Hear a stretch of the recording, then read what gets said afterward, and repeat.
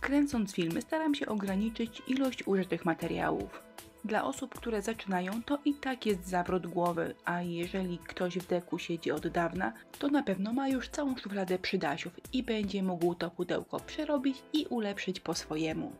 Może na pierwszy rzut oka ten pomysł nie wygląda na budżetowy, ale według mnie taki właśnie jest. Postawiłam sobie za zadanie użyć tylko jednej taniej foremki silikonowej. No cóż, nie wytrzymałam i użyłam dwóch, ale ta druga, prawdę mówiąc, nie była konieczna. Więc jeżeli macie ochotę na taką budżetówkę, to po prostu lecimy z tym koksem. Pudełko pomalowałam z zewnątrz na biało, dwukrotnie. Wysuszyłam i biorę się za papiery ryżowe. Róża jest formatu A5, natomiast paseczki to normalne klasyczne A4. Jeżeli tak jak w moim projekcie chcecie ozdobić także środek, to papiery w paski trzeba kupić dwa. Papier z różą dzielę na dwie części. Kwiatek wyląduje na wieczku, natomiast część z napisem ozdobi przód pudełka. Górnego papieru nie docinam dokładnie pod ramkę, nie ma takiej potrzeby, bo przecież brzegi i tak przykryje ramka. Klej do deku i lecimy. Obrazek jest dokładnie tam, gdzie ma być i wolę go już nie podnosić, więc przyklejam po kawałku. Smaruję klejem od spodu, a następnie cały obrazek, także klejem, zasmarowuję od góry. Z napisu obdzieram niepotrzebne elementy i po prostu przyklejam z przodu w ten sam sposób. Klej sobie schnie, a ja przycinam papier na boki pudełka. Z przyklejaniem boków nie ma żadnej filozofii. Po prostu docinam paski odpowiedniej szerokości i przyklejam. Jak zawsze możecie to zrobić na dwa sposoby. Po pierwsze, dociąć idealnie pasujące kawałki i je po prostu przykleić.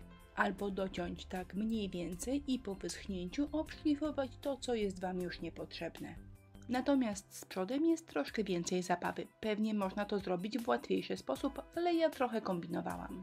Najpierw po prostu dokleiłam te boczne fragmenty, a w następnym kroku uzupełniłam cieniutkie paseczki z góry i z dołu. Ale doklejając te cienkie maluszki starałam się, aby ładnie kontynuować wzór.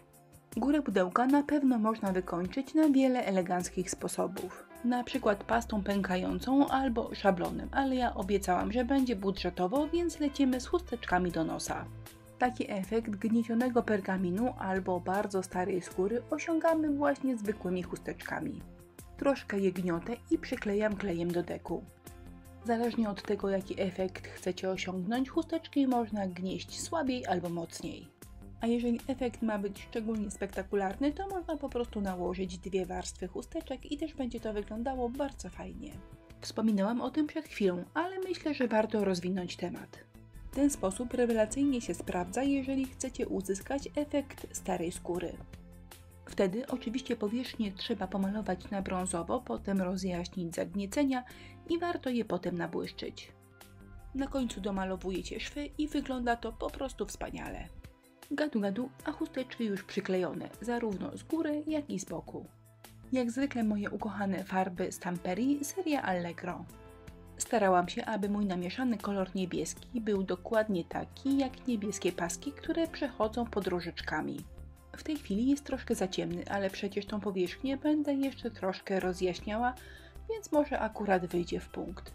Ramkę pomalowałam na szaro, natomiast obrazek nabłyszczyłam lakierem z połyskiem. Położyłam dwie warstwy. Środek pudełka przemaluję na orzechowo i możecie do tego użyć lazuru w kolorze orzechowym albo bejcy. Jeżeli ta budżetowa wersja ma być tak trochę na bogato, to warto ozdobić środek. I jeżeli tak zdecydujecie, to potrzebny jest Wam do tego drugi papier ryżowy.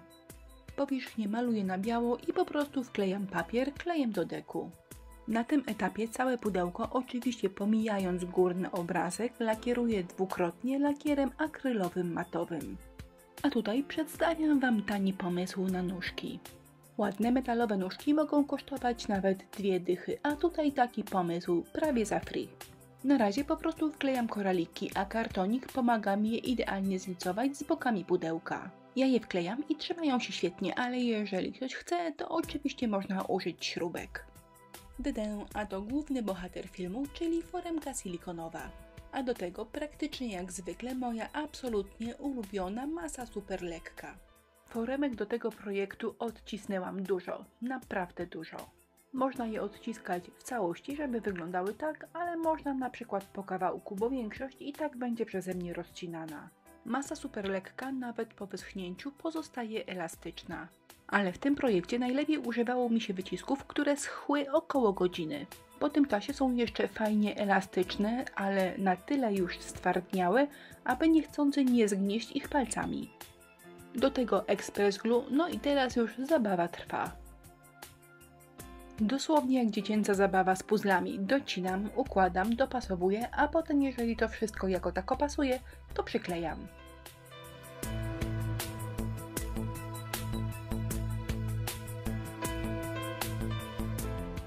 Staram się przyklejać wyciski tak, aby obie strony pudełka do siebie pasowały, ale absolutnie nie zależy mi na idealnej symetrii. A jeżeli macie ochotę, żeby nóżki były idealnie wykończone, to można także wyciski przykleić od środka.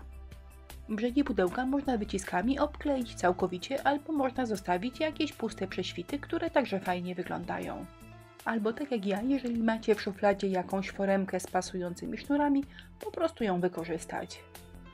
Projekt, jak widzicie, nie jest jakoś szczególnie skomplikowany, ale samo zrobienie wycisków zabiera naprawdę dużo czasu. Wyciski robiłam w 3 partiach, ale na koniec, jak podliczyłam, ile to mi zabrało czasu, byłam naprawdę zaskoczona.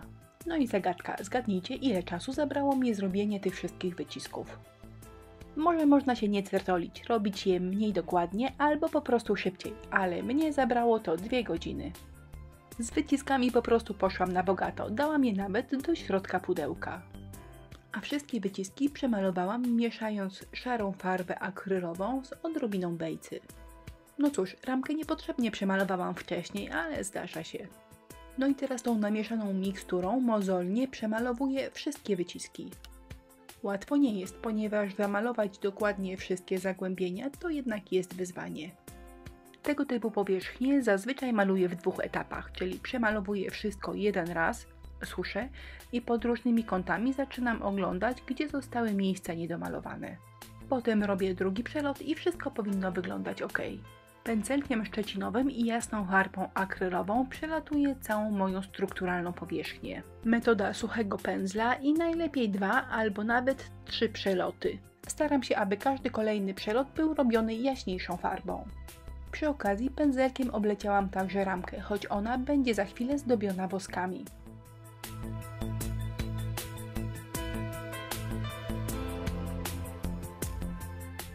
Pędzelek wachlarzykowy oraz szara i brązowa farba akrylowa.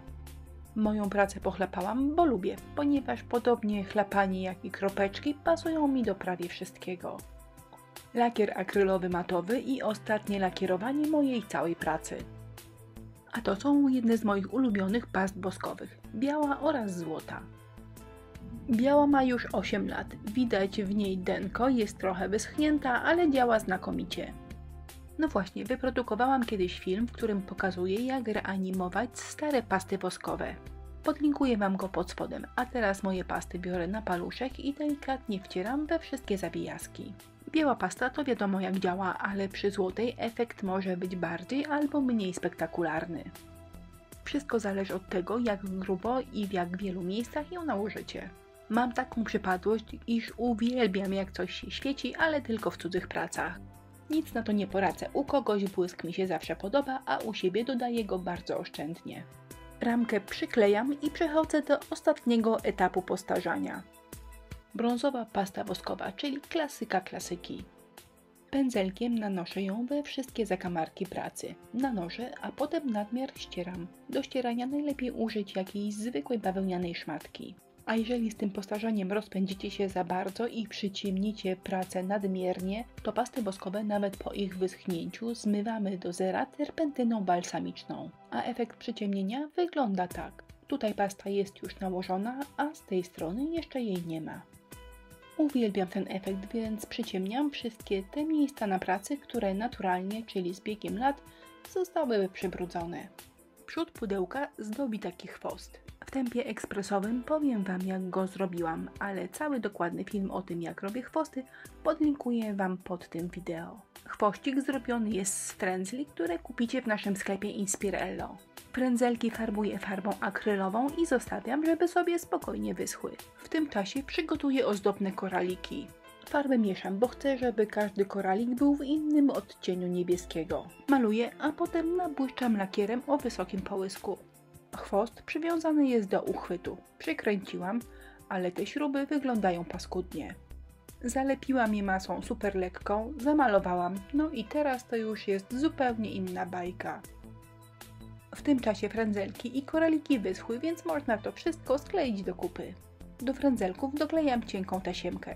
Sklejam je, dodaję koraliki oraz inne śliczne przydasie wygrzebane z szuflady i chwościk prezentuje się tak. Wystarczy go teraz dowiązać do uchwytu z przodu i natychmiast zadaje szyku i elegancji. Gotowe budżetowe pudełeczko wygląda tak. Lista produktów jak zwykle w opisie filmu. A ja wszystkim, którzy wytrwali do końca, dziękuję za uwagę, zapraszam do naszego sklepu i na inspirello.pl.